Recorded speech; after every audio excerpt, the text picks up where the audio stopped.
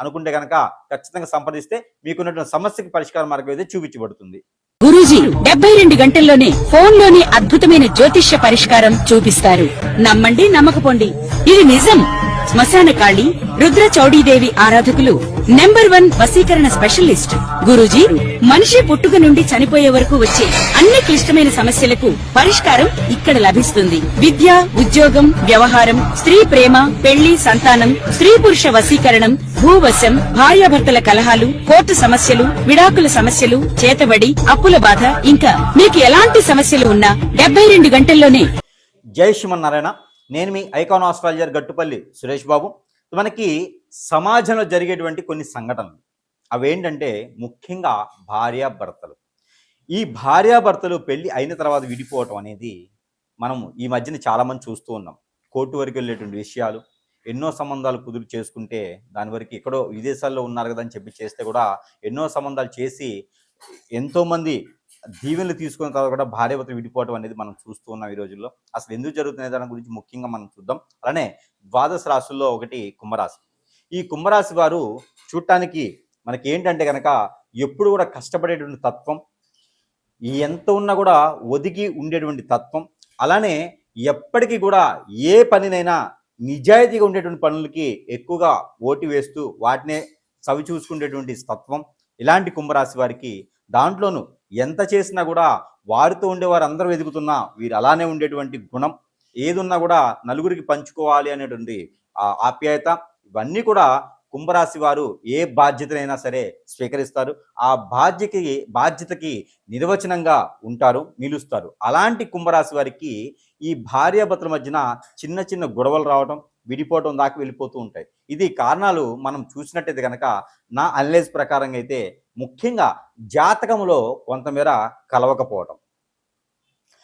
జాతకంలో కుంభరాశి వారికి 2, 4, 6 స్థానాల్లో కుజుడు ఉండటం, 2, 4, 6 స్థానాల్లో కేతు ఉండటం, 2, 4, 6 స్థానాల్లో అలానే శుక్రుడు ఉండటం, అలానే దానితో పాటు శని భగవానుడు చంద్రుడితో కలిసి ఉండడం, అలానే రవి 2, 4, 9 స్థానాల్లో ఉండడం, వీటి వలన కొంతమేర దూరం అయితే కనిపిస్తుంది. మరొకటి భార్యకో భర్తకో ఎఫైర్స్ లాంటివి ఉన్నాయి అనే అనుమానం.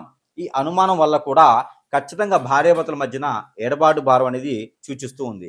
ఇక జీవితంలో ఎంతైనా ఎదగట్లేదని ఉన్న అనేజితో ఎదుటివారు ఎడబడటం, అలానే కుటుంబం పరంగా పట్టించుకోవట్లేదు, బయటనే ఎక్కువగా పట్టించుకుంటున్నారు అనేటువంటి చిన్న చిన్న గొడవల వల్ల కూడా విడిపోవటం, అర్థం చేసుకోలేటువంటి తత్వంతో విడిపోవటం లాంటివి కనపడతా ఉన్నాయి. ఉన్నతమైనటువంటి మనస్సు అనేది చాలా తక్కువ మంది రాశుల్లో ఉంటుంది. దాంట్లో ముఖ్యంగా ఈ యొక్క కుంభరాశి వారికి అర్థం చేసుకునేటువంటి తత్వం ఉంటుంది. కానీ వారిని అర్థం చేసుకునే వారు దొరకపోవడం అనేది వారి అదృష్టం మీద ఆధారపడి ఉంటుంది. ఇక అలాంటిగా విడిపోవడం. అతి ముఖ్యమైనటువంటి విషయం ఏంటంటే కనుక విడిపోవడానికి మరొక కారణం ఉంది.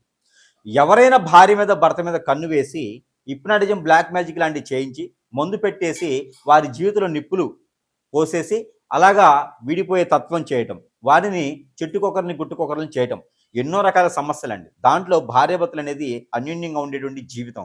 వారి ద్వారానే ఒక విషయం ఏంటంటే జీవితంలో ఎప్పుడైనా ఎవరికైనా జాతకం బాగాలేకపోతే ఆ పెళ్లి గడియలు వస్తే పెళ్లి చేసుకోండి, జాతకం బాగుపడుతుంది అని చెప్తారు. అలాంటి జాతకం బాగుపడటమేమో కానీ విడిపోవడం ద్వారా జీవితమే పోతూ ఉంది. కాబట్టి అలాగేమైనా ఉంటే కూడా సాదాసీదాగా కూర్చొని మాట్లాడుకొని ఆ సమస్యకి పరిష్కారం చూపించుకోవడం ఒక పద్ధతి. లేదు అంటే కనుక మీకు సిమ్టమ్స్ భార్యాభర్తలు విడిపోతున్నారు అనే దానికి ముందుగా సిమ్టమ్స్ ఏంటంటే కనుక భర్తకో భార్యకో ఎవరో పరిచయమారు అనేటువంటి అనుమానం రావటం, ఇంట్లో సరిగా ఉండకపోవడం, సరిగా తినకపోవడం, ఇదొకటైతే ముఖ్యంగా ఏది వంట చేసినా కూడా వంక పెట్టడం, తినేటువంటి వస్తువును ప్రతి ఒక్కటి కూడా వంక పెట్టడం తత్వం ఉండడం, ఏ వస్తువు తీసుకొచ్చినా కూడా ఇది సరైనది కాదు అనేటువంటి చెప్పడం, ఇవన్నీ కూడా సంకేతం. ఒకే ఇంట్లో ఉంటూ సరిగా నిద్రించకపోవడం, సరిగా స్నానం చేయకపోవడం, సరిగా అనేజీగా ఉండకపోవడం, చేయవలసినటువంటి పని కార్యక్రమం సరిగా చేయకపోవడం లాంటివి కూడా ఒకటి మనం చూసుకోవాలి. ఇక కుంభరాశి వారికి వస్తే కనుక వాస్తు ప్రకారంగా కూడా కొంచెం లోపాలు ఉంటాయి. ఇవన్నీ కూడా కారణాలేనండి. భార్యాభర్తలు విడిపోవడానికి పెద్ద పెద్ద కారణాలు కాని అవసరం లేదు. ఇలాంటి చిన్న చిన్న కారణాల వల్లనే భార్యాభర్తల మధ్యన ఆ స్ట్రెస్ అయ్యేసి విడిపోతూ ఉంటారు. ఇకపోతే మేమేం చేయించినటువంటి చెడు క్రియల వల్ల కూడా మీరు ఎదగకూడదు చేయించేటువంటి చెడు క్రియలు మీ మీద ఎక్కువగా కనిపిస్తూ ఉంటాయి. కాబట్టి దాని ద్వారా కూడా ఎక్కువగా విడిపోయేటువంటి సైతం కనపడుతున్నది. ఇక వీటికి పరిష్కార మార్గం కావాలంటే కేవలం ఉపశయనంకైతే పరిహారం ఉంటుంది.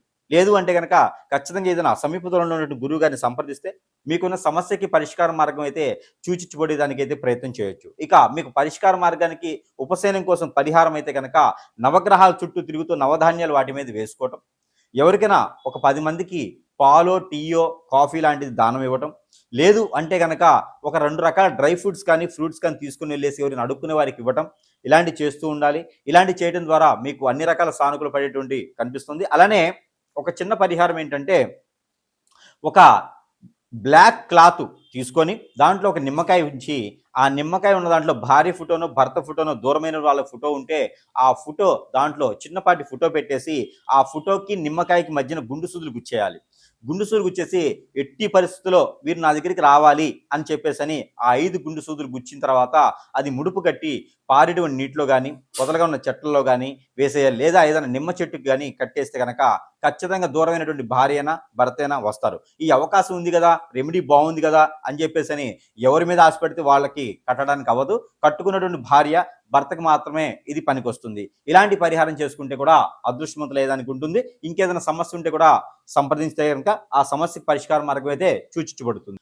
అలానే మీ యొక్క జాతకం అనుకుంటారేమో ఇది ఈ రాశి వారికే అని అనుకుంటారేమో, అలా కాదండి. ప్రతి ఒక్కరికి కూడా నామనక్షత్ర ప్రకారంగా అయినా లేదా జాతక పరిశీలనలో అయినా ఇక్కడ మేజర్గా మనం చూసుకున్నట్టయితే కనుక నేను చెప్పినటువంటి పరిహారాలు మీ నామనక్షత్ర ప్రకారంగా రాసి ఉన్నా కూడా చేసుకోవచ్చు. ఇక్కడ మనము సమస్యని సూచిస్తున్నాం కానీ మీ యొక్క రాశిని అనేది పర్టికులర్గా కాదు. ముఖ్యంగా మనం చెప్పినటువంటి పరిహారం ప్రతి ఒక్కరు కూడా పాటిస్తూ భార్యాభర్త దగ్గర అవ్వాలని ఒక మనస్ఫూర్తిగా కోరుకుంటూ ఇంకా కూడా మీకు అవ్వట్లేదంటే కనుక నిజంగా మీకు ఏదో జరుగుతుందని అర్థం అండి. ఎందుకంటే ఒకటి గమనించుకోండి, మనము పెళ్లి చేసుకునేటువంటి ముందు ఇరువురు అంటే అటు పెద్దలు ఇటు పెద్దలు కలిసి వారి యొక్క జాతక చక్రం తీసుకొని వారి యొక్క నక్షత్రాలు ఏంటి, గుణగణాలు ఏంటి, వారి యొక్క రాశి ఏంటి, వీరి యొక్క కంపాటబిలిటీ, వారి యొక్క మైత్రి ఎంత కలిసింది అని చూసి ఎన్నో వందల మంది యొక్క దీవెనలు తీసుకొని ఆ ఒక ముహూర్తం పెట్టి పెళ్లి చేసుకునేటువంటిది అయితే కనిపిస్తుంది.